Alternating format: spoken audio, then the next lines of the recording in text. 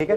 किसी एक पर्सन ने वहां पे क्वेश्चन पूछा हुआ था, how to study 17 hours a day, कैसे 17 घंटे एक दिन में पढ़ाई करी जाए। ठीक है, उसका एक आंसर एक लड़के ने दिया हुआ था। ठीक है, मुझे उनका नाम भी भूल चुका है, मुझसे एज में कम से कम वो 10 साल छोटे होंगे, मेरे वो स्टूडेंट भी नहीं है, मेरा कोई रिलेशन भी नहीं है उनसे, बट उनका आंसर पढ़ के मैं एज ए टीचर बहुत मोटिवेट हुआ।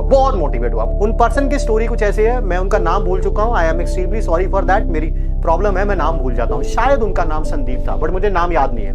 वो आज से 6-7 साल पहले आईआईटी बॉम्बे में पीएचडी कर रहे थे।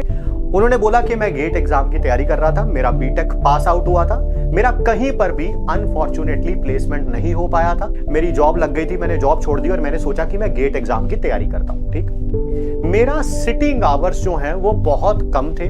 मैंने देखा कि घर पर मतलब कि मैं या तो पढ़ाई नहीं कर पाता हूं, ड्रॉप लिया था मैंने ऑब्वियसली, ठीक है, या तो मैं पढ़ाई कर नहीं पाता हूं, और अगर पढ़ाई करता भी हूं तो मेरी एफिशिएंसी बहुत ज्यादा कम है। ठीक है, ठीक। तो एफिशिएंसी बहुत ज्यादा कम है। तो मैंने पता क्या सोचा, मैंने सोचा कि मैं ना अपना कोई लाइब्रेरी ज्वाइन कर लेता हूं घर के पास। ठीक है, और मैं पढ़ना शुरू करता हूं। ठीक, कह रहे मैं पहले दिन लाइब्रेरी गया और सारा दिन पढ़ने की कोशिश करी। मैंने ये देखा कि मेरी एफिशिएंसी पूरे दिन में सिर्फ 2 घंटे की थी, पूरे 2 घंटे की, यानी कि 10-12 घंटे पढ़ने की कोशिश करी तो सिर्फ कितने घंटे पढ़ पाया, एफिशिएंसी से सिर्फ 2 घंटे पढ़ पाया। ठीक है, मेरे माँ बाप भी मुझे डांटते रहते थे, स्पेशल उन्होंने रेफरेंस अपनी मदर का दिया हुआ था। मेरी मम्मी भी मुझे डांटती रहती थी कि तूने ड्रॉप ले लिया, तूने अपनी जॉब छोड़ दी और देख ले आज क्या हालत है, तू बिल्कुल नहीं पढ़ता है। ठीक है, 2 घंटे पढ़ा, कह रहा फिर मैंने धीरे धीरे बिल्डअप करना शुरू किया। जब तक 1-1.5-2 महीना बीता, तब तक मेरी वो जो एफिशिएंसी थी, मैं सुबह से लेकर रात तक लाइब्रेरी में रहता था। ठीक है, सुबह लगभग 10 बजे के करीब, शाम को लगभग 7 बजे के करीब वापस आ जाता था। मैंने देखा मेरी एफिशिएंसी जो है वो 4.5 आवर्स 5 आवर्स के आसपास पहुंच चुकी है। ठीक है, फिर मैंने ये सोचा सितंबर अक्टूबर आ चुका था तब तक, गेट का एग्जाम फरवरी के आसपास होता है। ठीक है, तो मैंने सोचा कि यार मैं तैयारी तो कर रहा हूँ, घर बैठ के तैयारी कर रहा था ऑब्वियसली मैं। ठीक है, सिर्फ सेल्फ स्टडी पे डिपेंड, मैं किसी नेशनल इंस्टीट्यूट की टेस्ट सीरीज ज्वाइन कर लेता हूँ। मैंने टेस्ट सीरीज ज्वाइन कर ली। अक्टूबर के एंड में मेरा पहला टेस्ट हुआ वहां पर, और ऑब्वियसली तब तक एफिशिएंसी बढ़ के थोड़ी 7-8-9 घंटे तक शायद आ चुकी थी।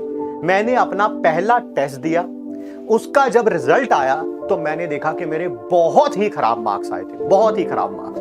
जब मैंने उसका रिजल्ट लाइब्रेरी में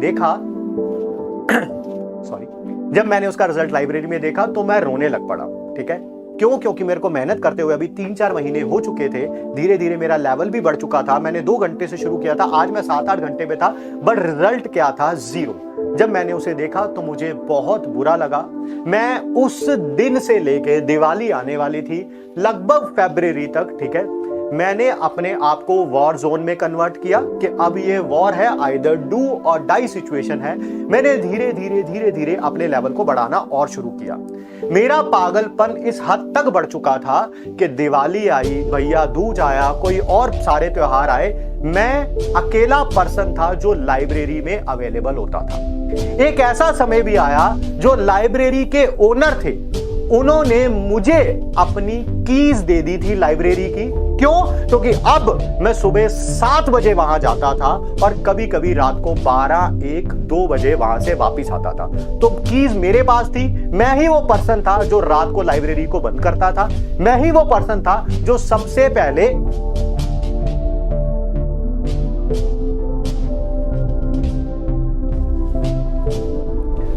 पहले लाइब्रेरी को आके खोलता था। सॉरी यार।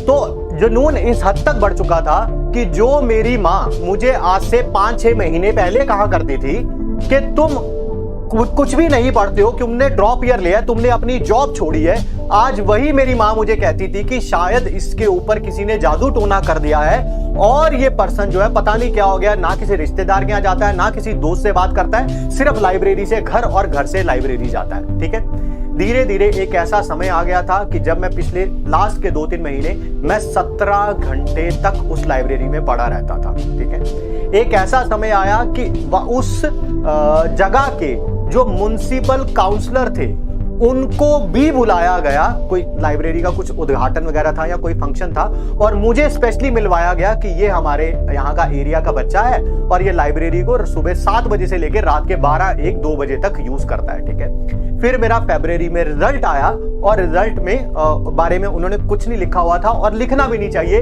ये आप भी उस बात को जानेंगे, क्यों? क्योंकि आप सब लोग डेस्टिनेशन के बारे में सोच रहे हैं। It's not about the destination, it's about the journey. उनका रिजल्ट बहुत अच्छा आया होगा क्योंकि वो आईआईटी बॉम्बे में पीएचडी कर रहे थे, तो मेरे को लगता है कि ऑब्वियसली वो उसी पाथ से निकले होंगे, बट मुझे लगता है बहुत अच्छा किया उन्होंने रिजल्ट अपना नहीं बताया। क्यों? क्योंकि ये जर्नी है जो एक इंसान को बनाती है, रिजल्ट नहीं। तो होप सो आप भी अपने आप को पुश मारेंगे। It's all about the journey, it's not about the destination, ठीक है। मेहनत करते रहेंगे, आज नहीं तो कल किसी ना किसी एग्जाम में तो सफल होंगे। एग्जाम से भी ज्यादा मैटर करता है जिंदगी में सफल होना, और मुझे लगता है कि वो जरूर आप होंगे, ठीक है।